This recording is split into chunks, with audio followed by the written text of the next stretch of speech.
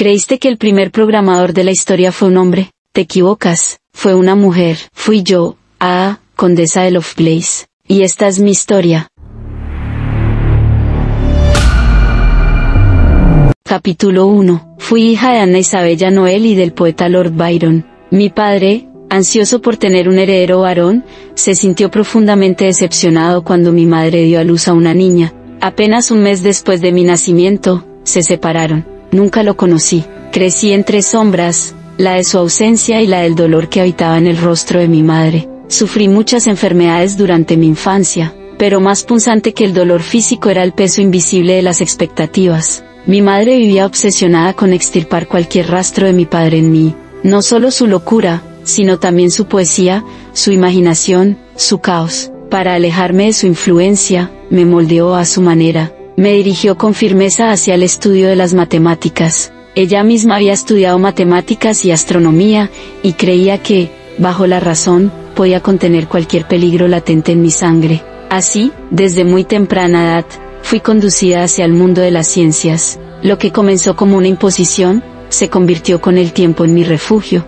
Mi madre, en su empeño porque aprendiera matemáticas, contactó al profesor Egastes de Morgan para que fuera mi tutor. Era un hombre de vasto conocimiento, pero incapaz de ver más allá del límite invisible que la sociedad imponía a las mujeres. Me decía, con cierto aire de preocupación, que mis preguntas eran demasiado profundas, que no eran adecuadas para una mujer, que indagar en los fundamentos del cálculo, en los límites del pensamiento lógico, era terreno peligroso para un alma femenina. Según él, pensar como yo pensaba, era pensar como un hombre. Lo decía como si fuera una advertencia, como si fuera un diagnóstico, pero yo no me sentía enferma, me sentía viva. Cada vez que desentrañaba una ecuación, cada vez que una idea abstracta se ordenaba con elegancia ante mis ojos, algo dentro de mí cobraba sentido. ¿Por qué debía contener ese impulso?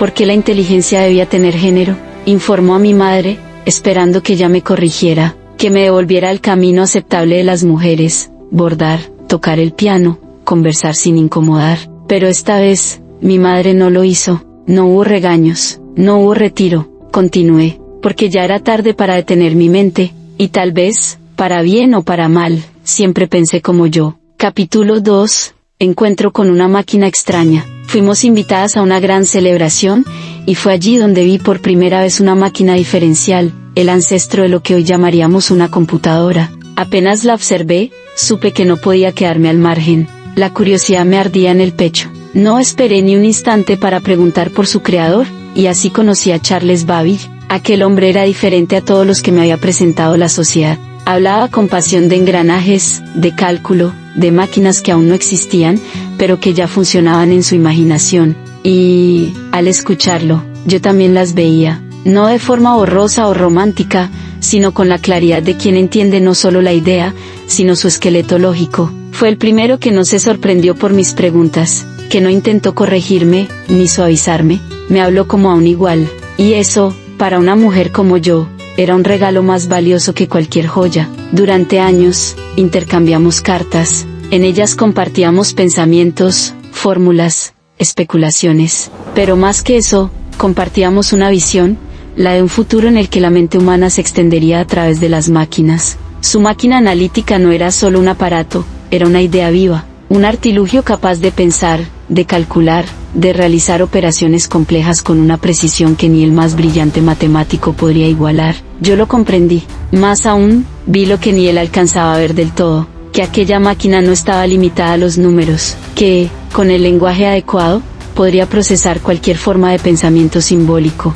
No era solo una calculadora, era un germen de inteligencia. Capítulo 3. El silencio de los números. Durante un tiempo, dejé de pensar en los números, no porque hubieran dejado de interesarme, sino porque el mundo a mi alrededor parecía decidir que había llegado el momento de dejar de ser prodigio y comenzar a ser esposa. Ya no era una niña enfermiza refugiada en los libros, ni la joven brillante que planteaba preguntas impropias para su género. Ahora era simplemente una buena candidata para casarse, y eso, para la sociedad y para mi madre, significaba que debía guardar mi intelecto. Conocí a William King a través de los círculos habituales, los bailes, las visitas supervisadas. Era amable, correcto, de buena familia, y aunque no compartía mis pasiones, tampoco las menospreciaba. A su manera, era un hombre decente, me propuso matrimonio, y acepté, quizás porque en el fondo creí que podría encontrar un equilibrio, que el matrimonio no tenía por qué ser una jaula, que tal vez podría seguir pensando,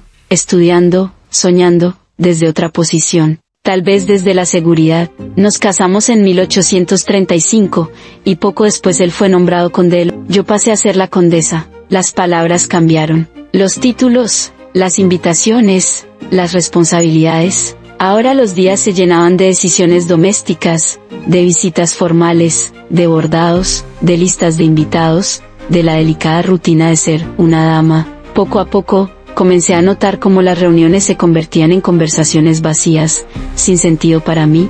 Me sentía fuera de lugar, como si estuviera representando un papel que no me pertenecía. Fue entonces cuando lo comprendí, necesitaba regresar, no solo a los números, sino a mí misma. Capítulo 4, el primer algoritmo. Corría el año 1841 cuando decidí escribirle. Ya no me bastaba con ser su amiga, su interlocutora, su admiradora silenciosa. Quería colaborar con él, ser parte de su obra, contribuir con mi mente a algo más grande que las rutinas de la maternidad o los gestos repetidos del matrimonio. Tomé papel y pluma y, con firmeza, redacté una carta a Charles Babbage, el creador de la máquina analítica que sería la primera computadora del mundo. Le dejé claro mi deseo, participar en su trabajo, aportar, pensar a su lado, no como una discípula obediente, sino como una mente que arde con el mismo fuego. Para mi alivio, y mi sorpresa, él aceptó sin reservas. Poco después me hizo llegar un artículo escrito por Luigi Federico Menabrea, un ingeniero italiano, en el que explicaba de forma técnica el funcionamiento de la máquina analítica. El texto estaba en francés, mi tarea sería traducirlo. Pero para mí, aquello no era solo una traducción, era la puerta que tanto tiempo había estado esperando. Con cada frase, con cada esquema que reinterpretaba, sentía que no solo estaba dándole voz al trabajo de Babbage ante el mundo angloparlante, sino también dando forma a mi propia voz intelectual, una voz que había estado en silencio demasiado tiempo. Tenía dos objetivos, aunque solo uno estaba a la vista de los demás: mostrar al mundo el valor de la máquina analítica, de Babbage, las posibilidades que se abrían con ella, pero el otro, el verdadero, era más íntimo: alcanzar una vida intelectual plena, que me liberara, aunque fuera por momentos, de las jaulas invisibles del deber conyugal y maternal. No porque despreciara mi hogar o a mis hijos, sino porque sabía que dentro de mí había algo más que aún no se me había permitido desarrollar del todo. Y así, con cada línea que traducía, con cada nota que escribía, sentía que estaba regresando a mí. No era consciente, en ese instante, de estar haciendo historia. Solo sabía que algo dentro de mí se encendía con fuerza cada vez que trabajaba sobre aquellas ideas. Estaba completamente absorta en una tarea que me parecía natural, incluso inevitable: desarrollar un conjunto de instrucciones que le permitiera a la máquina analítica calcular los números de Bernoulli. Una serie de fracciones, sí, pero también un campo de exploración lleno de simetría, de orden y de belleza. Era como hablarle a la máquina en su propio idioma, como enseñarle a pensar. Diseñé paso a paso el proceso lógico que debía seguir. No era una simple operación matemática, era algo más, un algoritmo, una estructura de pensamiento, una secuencia precisa que permitía a una máquina, aún teórica, realizar cálculos complejos por sí sola. Años después, otros lo verían con asombro. Dirían que aquello fue el primer programa informático de la historia, que, sin saberlo, había abierto una puerta hacia el futuro. Que yo, una mujer en un mundo que no esperaba de nosotras más que obediencia y silencio, me había convertido en la primera programadora. Si pudiera hablarles, a ustedes mujeres del siglo XXI, les diría que nunca subestimen el poder de una mente curiosa, aunque el mundo aún intente medirlas con reglas ajenas. En mi tiempo, me dijeron que pensaba demasiado, que mis ideas eran impropias de una dama, que mi lugar estaba en el salón y no en los números. Me enseñaron a caminar con gracia, pero yo quería volar con fórmulas, y a pesar de las voces que intentaron contenerme, seguí, porque sabía, profundamente, que el pensamiento no tiene género. Ustedes viven en una era donde las máquinas que imaginé son reales, donde los límites ya no son los mismos, pero aún persisten en otras formas. Por eso, si sienten dentro de sí esa chispa, la de crear, descubrir, pensar, no la apaguen. Háganla fuego, no por mí, sino por ustedes, por todas las que vendrán después. Sean audaces, piensen libremente, y si el mundo les dice que no pueden, programen una nueva respuesta.